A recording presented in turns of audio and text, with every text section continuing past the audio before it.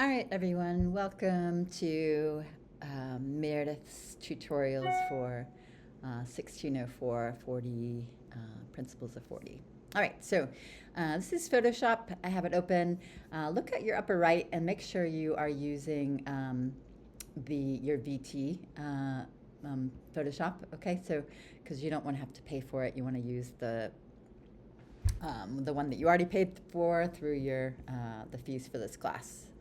All right, you may not have known that you did that, but you did. Okay, so let's go to open, and I've given you all this JPEG here. It's called cat JPEG. I'm going to press my space bar to just open it. You may see it's got some rasterization. It's just I sloppily cut out my cat's head. If you also click on the PNG and press your space bar, it's just a temporary view. The PNG actually has transparency. It's a little harder to see. Oops. But it does have a transparency there. And let's just talk about how to make that happen with the JPEG, because JPEGs normally do not have transparency. Okay, this window is a little small. I'm going to say open. And here we are. There's our kitty. I have my timeline open. You don't need it for this particular tutorial, but you will for the next. But anyway, so here you are. There's your background. If you want, you can change that into a layer by just double-clicking it. You don't necessarily need to right now.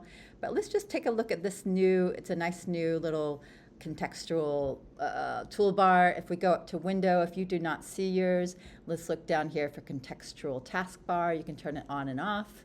Let's leave it on for now because we are going to use, and I remember I did say no AI, but in a certain sense, a lot of AI is built. Who knows if this is actually AI, but it's a really great skill that you don't have to learn anymore. You don't have to cut out backgrounds anymore. That used to be something you had to do, but now all you have to do in this little cool little toolbar is remove background.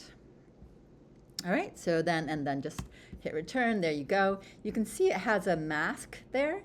If you want to make that permanent, you can do the flatten it. Or you can select the mask. Let's see, add mask to selection, right?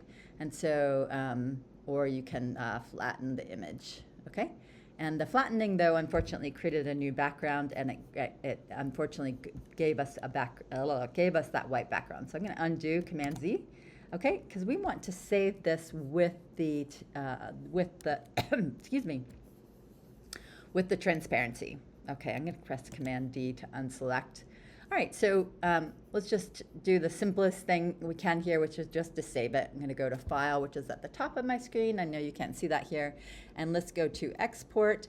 And let's export as a PNG. Okay, you can also go to Export As, but make sure you have selected PNG. And you can see here that you can save the transparency, which is nice. Okay, and I'm just going to allow it to be clear head square, export.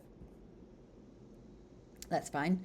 And I'm just going to put it in here. It'll overwrite the one here, but that's okay. I'll just say export and replace. No big deal because it's basically the very same data. And now if we look at it here, you can see it better now that it has that transparency. Okay, that's it for this particular